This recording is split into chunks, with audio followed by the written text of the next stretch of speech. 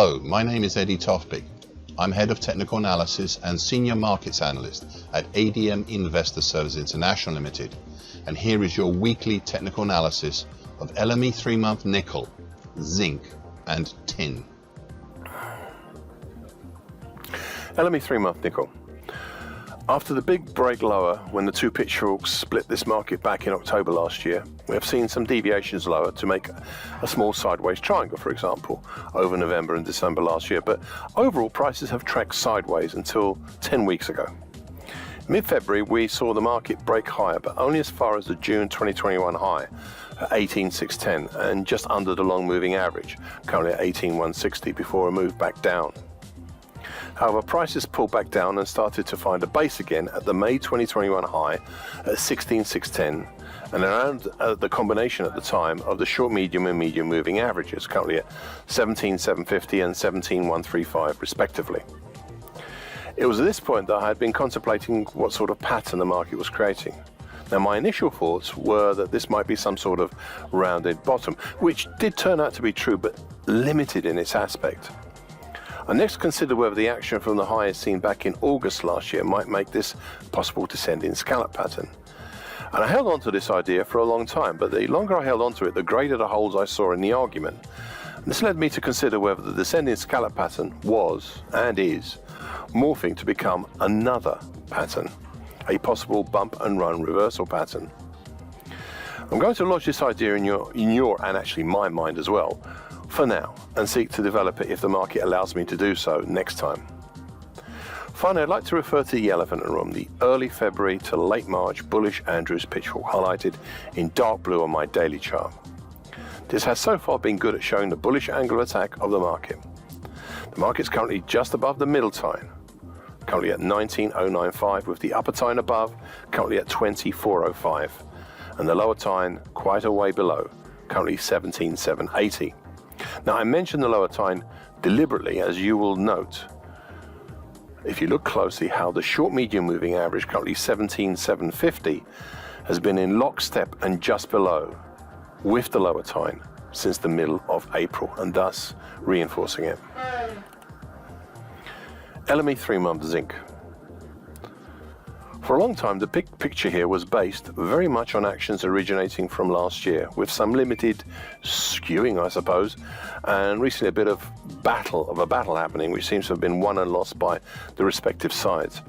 You see, as I've said over many weeks, even months here, we've had two competing shift pitchforks. We had the recent late May to mid-August 2023 mildly bullish shift pitchfork, which is still highlighted in bright red on my daily chart, and a second, larger, bearish shift pitchfork dating from May to August 2022. Now, back in March, prices finally punched up and out of this older bearish shift pitchfork.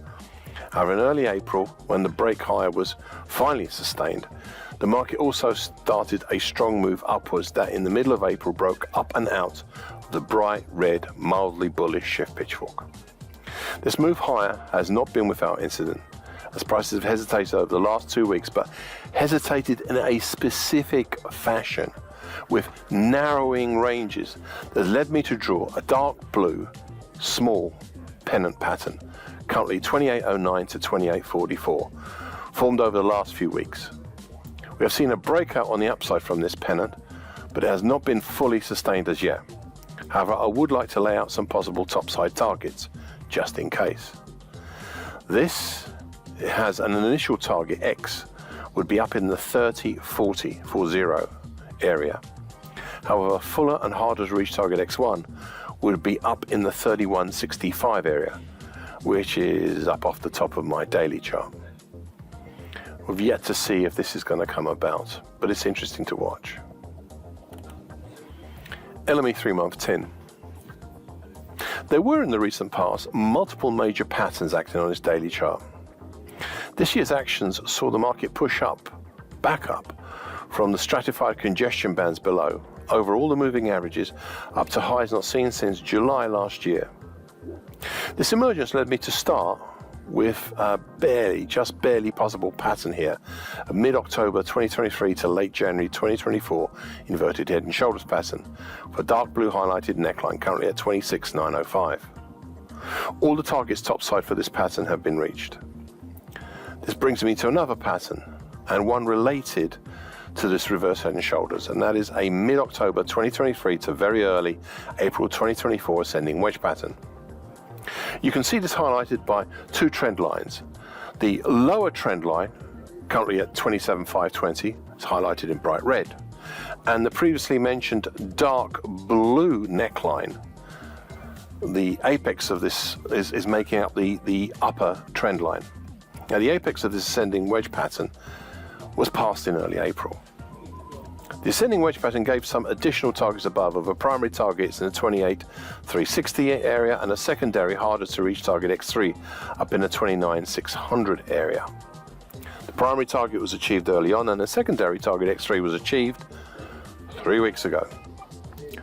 On the next pattern, I said many weeks ago, and I quote, "You see, it seems the ascending triangle pattern has morphed into another pattern, this time into a bull channel.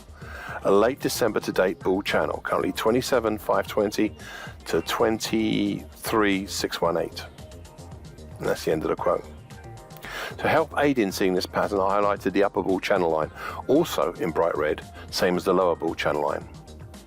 I said 9 weeks ago, and I quote, "Of all the patterns, I think this is the one to pay close attention to, as it is still fairly young compared to the others, but is also the most potent," end of quote. 3 weeks ago, prices punched up and out of the ascending wedge pattern that morphed into a bull channel and reached all its topside targets within the last 2 weeks. So where has that left us? Well, the break higher has been filled with hesitations, and these helped create the three patterns we now have that were formed over April. A bull flag in the first half that reached its initial topside target, a spike upwards in the middle of the month, and then a possible hesitation in the second half of the month that very much looks like a possible bear flag. It is a slim bear flag, but has potential down to target X in the 30,000 even zone. That is not all.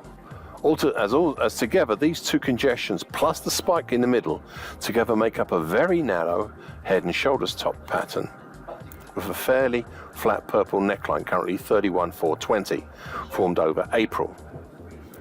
The potentials for such a pattern are a primary target X2 down in the 29,045 zone and a secondary harder to reach target X1 down in the 26,750 zone. It'll be interesting to see if the market has the appetite to take on these targets, or, as we have seen today, the broken bright red upper trend line of the old bull channel still has some energy in holding up prices. Thank you for listening. This weekly broadcast gives the essential market patterns and consequences. Please be aware of the risk disclaimer posted both at the front and at the back of this broadcast. Copyright is Eddie Tofpik and ADM Investor Services International Limited. And here comes the final important bit.